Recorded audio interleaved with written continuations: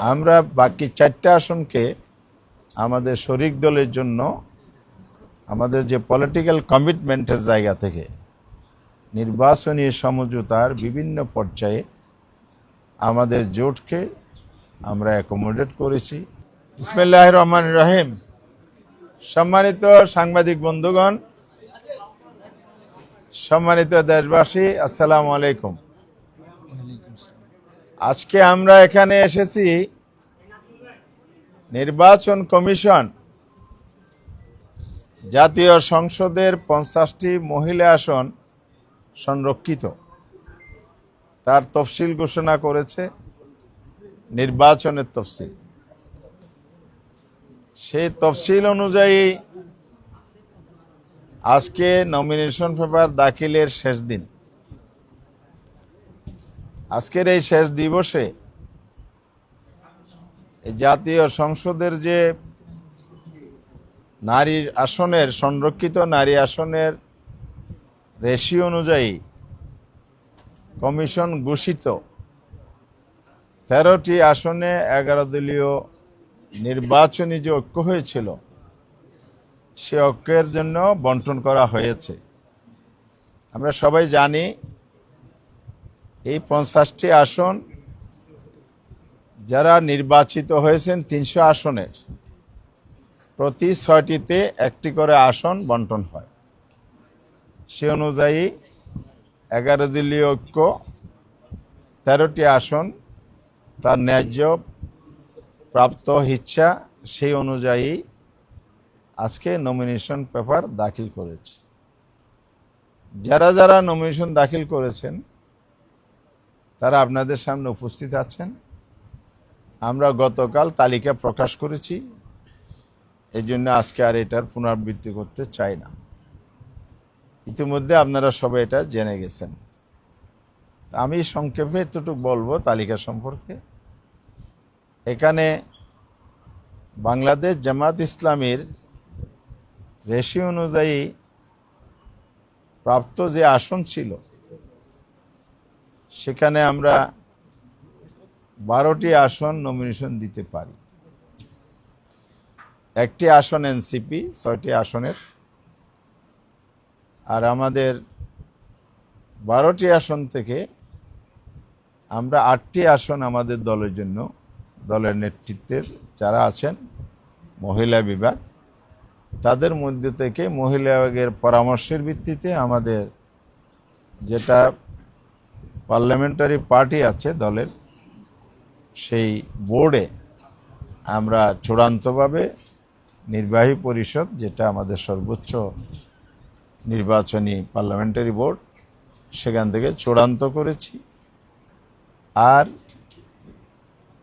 8টার মধ্যে আরও 5টা রেশিও অনুযায়ী এনসিপির একটা, আমরা বাকি 4টা আসনকে আমাদের শরিক দলের জন্য আমাদের যে পলিটিক্যাল কমিটমেন্টের জায়গা থেকে নির্বাচনী সমঝোতার বিভিন্ন পর্যায়ে আমাদের জোটকে আমরা অ্যাকোমোডেট করেছি, মূল্যায়ন করেছি, আমাদের সম্মান দিয়েছি।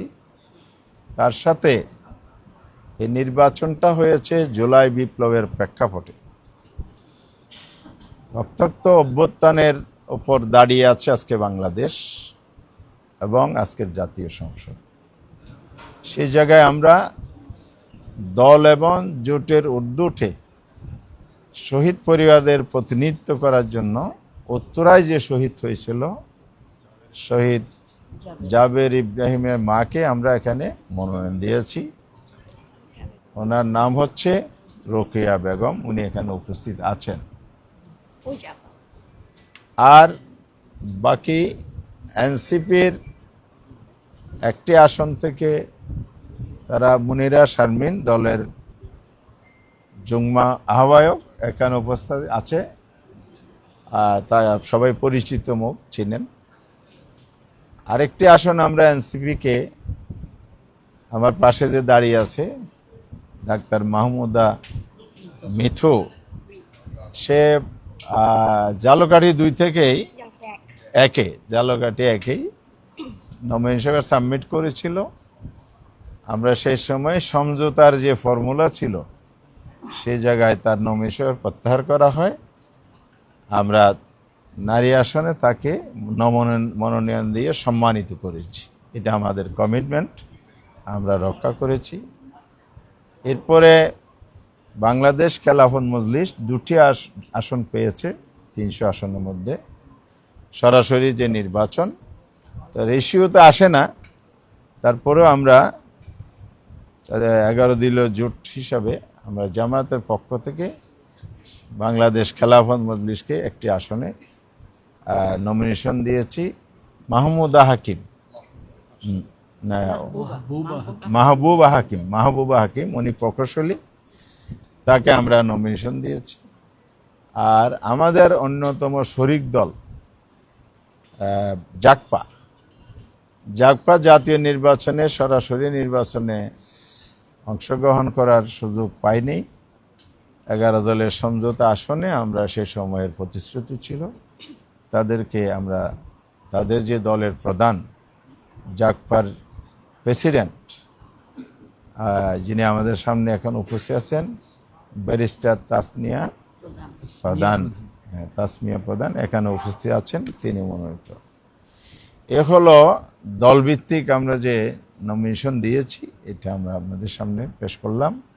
নির্বাচন কমিশনের সচিব, সিনিয়র সচিব আক্তার আহমেদ সাহেব, উনি সূচনা করেছেন আজকে নমিনেশন পত্র গ্রহণের অনুষ্ঠান, এবং পরবর্তী সময়ে এডিশনাল সেক্রেটারি অ্যাডমিন নিয়াজ সাহেব ছিলেন, উনি সব নমিনেশন পত্র রিসিভ করেছেন।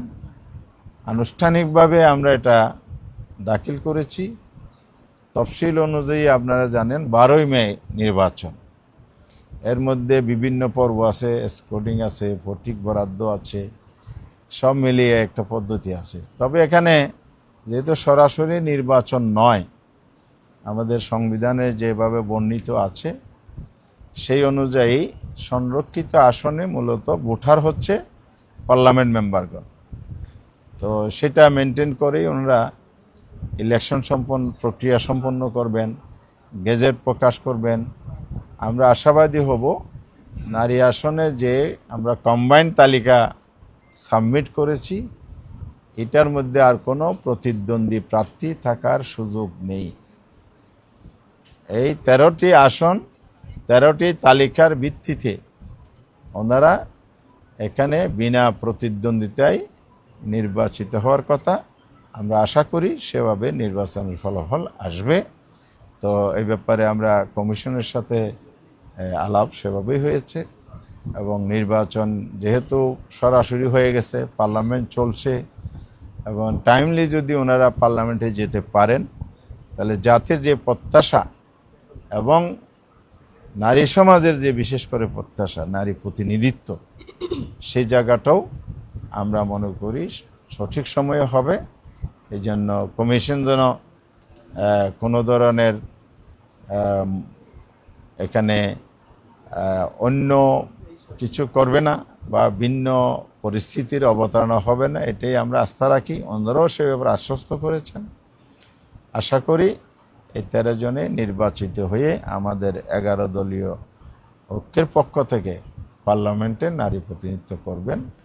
দেশের জন্য, জাতির জন্য, জনগণের স্বার্থ, আইন প্রণয়ন সব কিছুর ক্ষেত্রেই নারীরা স্বয়ংসম্পূর্ণ একজন জাতীয় সংসদের সদস্য হিসাবে সেখানে অল প্রিভিলেজ এবং তার পাওয়ার ফাংশন সেখানে এক্সারসাইজ করবেন, এবং সংবিধান সেই সুযোগ তাদেরকে দিয়েছে।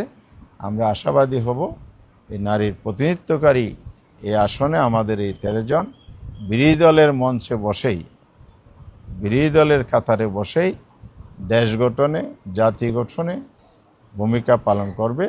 আর পার্লামেন্টে আমাদের যে রোল প্রিন্সিপাল আমরা ডিক্লেয়ার করেছি, সেটা হচ্ছে সকল ন্যায়সম্মত কাজে, জনকল্যাণকর কাজে, দেশের স্বার্থে আমরা জনগণের সাথে ইতিবাচক ভূমিকা রাখব। এটা আমাদের বিরোধী দলের নেতা ডক্টর শফিকুর রহমান জামাতের আমির সাহেব, তিনি এটা ঘোষণা করেছেন শুরুতেই। আর যদি সরকার ভুল পথে পরিচালিত হয়, কোনো অন্যায় সিদ্ধান্ত নেয়, জনবিরোধী গণবিরোধী সিদ্ধান্ত নেয়, সেক্ষেত্রে আমাদের অপরাপর বিরোধী দলীয় সদস্যগণ যেমন সোচ্চার থাকবে, ভূমিকা পালন করবে, আমাদের নারী সদস্যগণই একসাথে বিরোধী দলের সাথে যুক্ত হয়ে ৭৭-এর সাথে ১৩ জন যুক্ত হয়ে ৯০ জন বিরোধী দলীয় সদস্য একসাথে ভূমিকা পালন করবে এ প্রত্যাশা আমরা রাখছি। ইনশাআল্লাহ আমরা ১১ দল একসাথে আন্দোলন করেছি, একসাথে আমরা নির্বাচন করেছি, একসাথে আমরা বিরোধী দলের যে কাঠামো আপনারা দেখেছেন, বিরোধী দলের নেতা জামায়াতের আমির, আবার চিফ হুইপ এনসিপির আহ্বায়ক, তো এভাবে আমরা বিরোধী দলের সংসদের ভিতরে আছি, আবার সব কার্যক্রমে আমরা একসাথে ভূমিকা রাখছি। আবার যেই ক্ষেত্রে প্রতিবাদ করার প্রয়োজন, রাজপথের ভূমিকা প্রয়োজন, সেই ক্ষেত্রেও আমরা একসাথে আছি, কর্মসূচি পালন করে যাচ্ছি। বিশেষ করে গণভোট, যেটা জনগণ ভোট দিয়েছে একই দিনে দুটি, এই গণভোটের রায় অনুযায়ী সাংবিধানিক সংস্কার পরিষদ গঠন হওয়ার কথা, এটা না হওয়াতে আমরা ১১ দল একসাথে সরকারের জনরায় উপেক্ষার প্রতিবাদে, এই অন্যায় কাজের প্রতিবাদে পার্লামেন্টে যেমন রোল করেছি, পার্লামেন্টের বাইরেও আমরা রাজপথে কর্মসূচি পালন করে যাচ্ছি। সে পরে আমরা সামনেও ভূমিকা রাখবো। এবার আপনাদের সহযোগিতা চাই। আজকে এতটুকু বলে আমি আমার বক্তব্য ধন্যবাদ দিয়ে শেষ করতে চাই। আমাদের এনসিপির যে প্রতিনিধি, সেখানে প্রার্থীর যে যোগ্যতা অযোগ্যতা আর যে পরোক্ষ ভোট হচ্ছে নারী আসনে, যোগ্যতা অযোগ্যতা এক সেম। কিন্তু একটা বিষয় যে আপনার যে জোটের ১৩ জন প্রার্থী আছে, সেখানে এক প্রার্থী দেখা যাচ্ছে যে সরকারি চাকরিতে ছিলেন, প্রজাতন্ত্রের সরকারি লাভজনক পদে ছিলেন। কার কথা বলছে? না হলে কার কথা বলছে? মানে কার কথা বলছে? মুনির শারমিন, সেক্ষেত্রে মনের উপর যাচাই বাছাই এটা সমস্যা হবে কিনা, কি মনে করেন? আচ্ছা, আমার কাছে এরকম তথ্য নাই। মুনির শারমিন এখানে উপস্থিত আছে, এ বিষয়ে বক্তব্য রাখবে বা ক্লিয়ার করবে। আর এই বিষয়টা তো অফিসিয়াল বিষয়, আমরা এটা খতিয়ে দেখব। আমার মনে হয় এরকম সমস্যা থাকলে দলের নমিনেশন হওয়ার কথা না। দলের নমিনেশনের প্রেক্ষিতে আমরা জোটের নমিনেশনটা ওই পয়েন্টে দিয়েছি, ওই আসনটা দিয়ে দিয়েছি। মুনির শারমিন তার বক্তব্য এটা ক্লিয়ার করবে। আর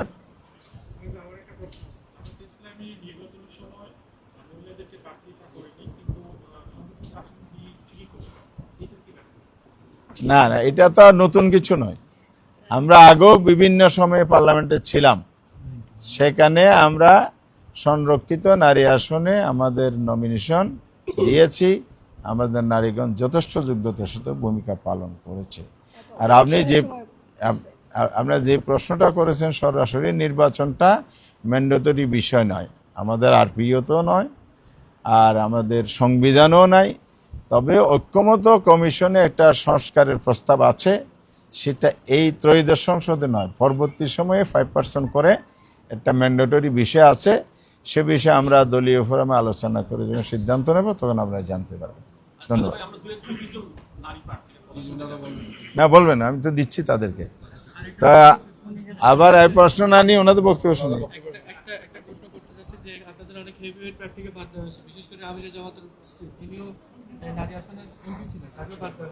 ধন্যবাদ। প্রশ্নটা এটাই। জি ধন্যবাদ।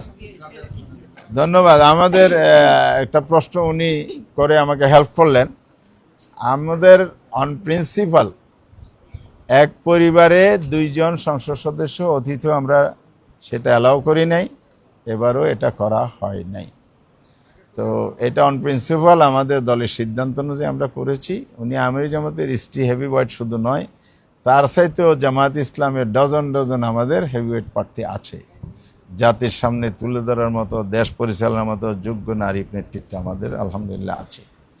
সেই জায়গা থেকে নয়, আমাদের নীতিগত কারণে আমরা এক পরিবারের 2 জন সংসদ সদস্য দিয়ে নিয়েছি। আমাদের তো শহীদ পরিবার আছে, আরমানের বোন আছে, ভেরি কোয়ালিফাইড কনফিডেন্ট একজন নারী, ভেরি ক্যাপাবল মানুষ। মিলন ভাইয়ের বোন আছেন, ডক্টর কিনা বকুল, ফেরদৌসা বকুল। এরকম আমাদের অনেক নারী প্রার্থী আছে। এবং আমাদের ডাক্তার তাহের ভাই ডেপুটি লিডার যিনি, ডাক্তার হাবিবা চৌধুরী ছুটি, আরও অনেকে নাম বললে তো ডজন বলা যায়, বিশ্ববিদ্যালয়ের শিক্ষক, প্রকৌশলী, ডাক্তার, পেশাজীবী, দক্ষ রাজনীতিবিদ আছেন। তো কিন্তু আমরা যেহেতু আমাদের নীতিটা এটাকে সমুন্নত রেখে আমরা এগিয়ে যেতে চাই। তা এখানে যারা আছে তারাও হেভিওয়েট প্রার্থী। কাউকে আমরা যে 8 জন দিয়েছি আলহামদুলিল্লাহ দলীয় একেবারে দলকে রিপ্রেজেন্ট করছে বিভিন্ন লেভেলে। আবার এনসিপিএম এন্ড আদার যারা দিয়েছে আমরা দেখেন, প্রোফাইল দেখেন, ডাক্তার, ইঞ্জিনিয়ার, সুশিক্ষিত, উচ্চশিক্ষিত এখন নারীরা আছেন, অত্যন্ত দক্ষতার সাথে ওনারা ভূমিকা রাখবেন। আমরা এ ব্যাপারে খুবই আশাবাদী।